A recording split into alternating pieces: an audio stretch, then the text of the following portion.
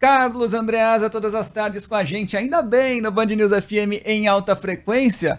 Ô Andreasa, a gente deixou um fiozinho ontem, você lembra, né? Para que pudéssemos falar hoje, a respeito dessa articulação.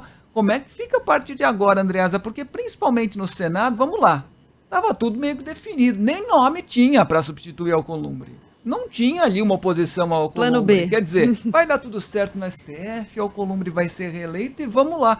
Agora começa do zero, Andreas. E aí, boa tarde. Mas isso mostra também como havia tensões adormecidas ali, que uma vez tendo fracassado o golpe de Alcolumbre, despertaram, né? E despertaram com muita fúria, chamemos assim. Porque quando se elege, especialmente no parlamento, né, uma costura parlamentar para a eleição de mesa diretora, especialmente de presidente do Senado e da Câmara, né, de quem vai comandar mesmo aquela casa, muitos arranjos, muitos acertos são feitos, né? Olha, eu te apoio hoje aqui, daqui a 2 anos você me apoia. Muitas apostas futuras e compromissos são assumidos naquela ocasião. E Davi Alcolumbre havia assumido alguns compromissos com os seus pares para que fosse eleito como foi, daquela maneira bizarra, em 2019. Na verdade, ele foi escolhido para vencer Renan Calheiros. Muita gente ali tinha expectativa de sucedê-lo ou de ascender a partir daquele arranjo. E, ao iniciar o processo golpista, desde o ano passado, ele começou a frustrar expectativas e gerar rancores.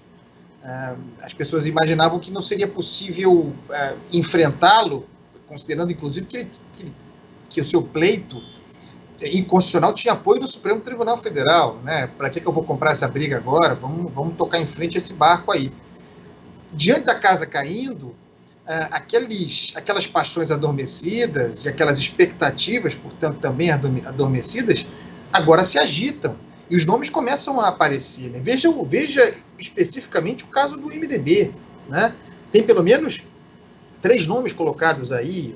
O partido não esqueceu aquilo que o pão que amassou, né, em 2019.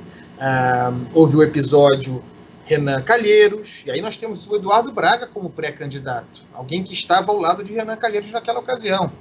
Tem Eduardo Gomes, que é líder do governo, que é próximo do governo, seria uma presença do Senado do MDB, mas ligada ao governo Bolsonaro. Tem Simone Tebet, que já era considerada em 2019, abriu mão, ou foi ceifada para que Renan Calheiros pudesse disputar, agora volta com tudo. É uma que teve expectativa frustrada por Davi Alcolumbre. Davi Alcolumbre deixou de cumprir alguns acordos, né? Então, isso só num partido. Fala-se em Tasso Gereissati, fala-se em Esperidião Amin, outros com menor chance já se lançaram, né? O Major Olímpio, o senador Jorge Cajuru. Tem alguma água para rolar aí, mas é bastante possível que Davi Alcolumbre, que estava com esse Senado no colo, de repente fique sem um candidato muito óbvio para chamar de seu, né? Sem fazer ou sem controlar mesmo a sua própria sucessão. Isso no Senado. Na Câmara, o Rodrigo Maia fez uma aposta, enganado pelo arranjo do Supremo, né? Quer dizer, venderam para ele que haveria maioria no Supremo para que a reeleição fosse aprovada. E, de fato, tudo indica, havia mesmo, né, pessoal? Mas a pressão da sociedade, tudo que nós vimos depois do voto do Gilmar Mendes e dos ministros que o acompanharam, tudo aquilo fez com que, pelo menos, segundo se diz, 2 ministros mudassem seu voto, Fux e Roberto Barroso. E aí, o Rodrigo Maia, que tinha feito uma aposta não política, mas no puxadinho do Supremo, se viu perdendo o terreno, né? Aquela coisa do dividir para imperar, né? Ou melhor, do dividir para imperar. Ele tem aquele terreno ali da Câmara, o terreno presidencial, achou que o Supremo ia mantê-lo com esse terreno, aí ele fez a seguinte aposta: vou lançar uma série de candidatos aqui do meu grupo político, deixar com que disputem o poder, estimular essas candidaturas, que eles batam cabeça entre si, e aí, diante de um impasse, eu digo que não sou candidato, mas o Supremo me autoriza a ser, diante de um impasse eu ascendo como a solução pacificadora e consigo mais um mandato. Eu acho que a aposta era essa, só que agora ele não tem mais o império, ele perdeu aquele terreno e ficou com a divisão, né, com a anarquia na sua base. E, obviamente, é claro que ele pode se recompor, é claro que ele tem poder e habilidade para retomar a rédea dessa corrida e fazer a sucessão. Eu continuo achando que talvez do seu grupo saia o próximo presidente da Câmara. Acho que ainda assim é favorito, mas é óbvio que ascendeu, em função dos erros de Rodrigo Maia, das escolhas e dessa derrota, né, ascendeu a figura do Arthur Lira, né? Então, um jogo que parecia bem encaminhado, agora fica aberto. Eu ia te perguntar isso, Andreasa, se as expectativas no Senado e na Câmara estavam em lugares diferentes, mas pelo que você conta, talvez só a máscara estivesse em lugares diferentes, né? Eu acho que é isso, né? E agora veja a situação do Rodrigo Maia. Gabi, ele tinha as cartas da mão para coordenar a sua sucessão, mas fez aposta na solução puxadinho no Supremo. Agora ele precisa torcer, e talvez seja uma torcida válida, né?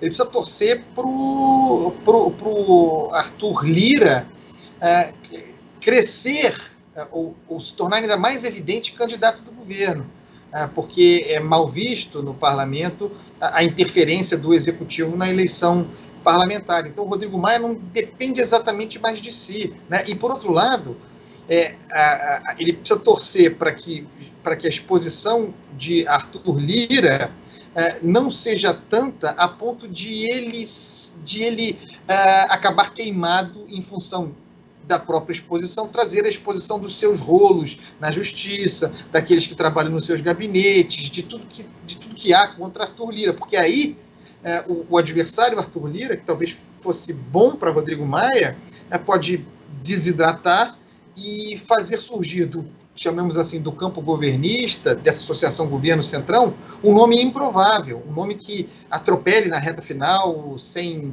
tempo de desgaste, por exemplo, um Ricardo Barros, o próprio Fábio Faria, ministro, um nome e outro, né? Então, o jogo que estava na mão do Rodrigo Maia, agora não está mais, depende de algumas torcidas, né? Vamos ver o que vai acontecer. O fato é que, até fevereiro, o parlamento dificilmente vai tratar de alguma coisa que não essas sucessões. Nossa, mas essa associação muito escancarada entre governo e um grupo na Câmara para que o presidente seja eleito, o presidente da Câmara, no caso, nunca é bem vista, né, Andreasa? Nunca é bem vista. Quer dizer, do modo como se está dando, nunca é bem visto. A gente sabe que o governo sempre tem um candidato de preferência, mas não bota a mão. Exato, né? Estamos escancarados dessa maneira, isso que não pode. Isso aí costuma ter um custo. No passado, um desses custos foi Severino Cavalcante. Né? Verdade, bem lembrado. E aliás, outra coisa às vezes o rebote é grande. É enorme. E outra coisa que você lembrou bem, Andreasa, foge completamente do assunto, mas não deixa de ser curioso. Você falou a respeito da última eleição bizarra para o Senado. Você se lembra, né? 82 votos, apareceu um voto misterioso, mas onde já se viu isso, André? A gente acaba é tanta coisa esquisita que a gente acaba esquecendo de algumas delas. O ET Bilu foi lá votar. Mais. Que coisa. Cara, vocês se lembram da senadora Cátia Abreu sequestrando o livro, o regimento interno do Senado, ficando debaixo do braço e se negando, levando ele para cima e para baixo, se negando a entregar para Davi Alcolumbre. Aquela sessão foi absolutamente inacreditável. Aí o senador Renan Calheiros subindo à tribuna para renunciar, porque obviamente tinha sido traído, porque o voto tornado aberto, né? Enfim, toda aquela celeuma que resultou, desculpem, eu não conheço pessoalmente, desejo tudo de bom, mas que resultou nesta aberração como presidente do Senado, por favor, que foi Davi Alcolumbre, um caso raro. Eu sempre falo isso aqui porque para mim é inacreditável. Um senador da República eleito presidente do Senado que, no meio do seu mandato, abre mão do mandato vigente, né? Abre mão de exercer o mandato vigente, de tocar a agenda, de tocar a pauta, de defender os interesses, claro, legítimos do Senado, né? Da atividade legislativa, abre mão disso em prol de uma costura para uma próxima presidência que não estava prevista na Constituição. É inacreditável isso, né? Mereceu o triste fim de Davi Alcolumbre. Sim, um mandato curto, por de 2 Lima anos. Barreto. Tem que ser aproveitado da melhor maneira possível, são só 2 anos. Né? Exatamente. É isso. É por isso que a gente é tão bom de fazer meme. É um riso de desespero que a gente tem, viu? Agora, desculpem, para concluir. Diga. Aliás, eu ouvi ontem o Reinaldo falar isso, né, não é da coisa, e ele está certíssimo. Não pensem os bolsonaristas que estão celebrando agora a impossibilidade de reeleição de Davi Alcolumbre, que serão felizes com um presidente tipo Arthur Lira, hein? Tem conta a pagar, hein? Tem fatura. É aquele tapinha nas costas que cola um adesivinho, sabe? Né? Vem aqui, amigão, e aí cola aquele adesivo. Vão sentir saudade do Maia, hein? Tô avisando. Valeu, Andreasa, até amanhã. Até amanhã. Tchau, pessoal. Abraço.